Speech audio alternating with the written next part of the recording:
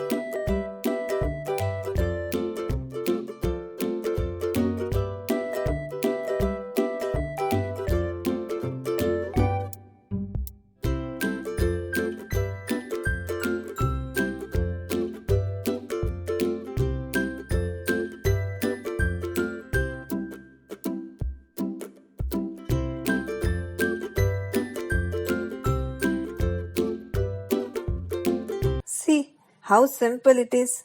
It's fun, right? It looks traditional, right? For more interesting videos, please subscribe our channel. If you like this video, do like, comment and share.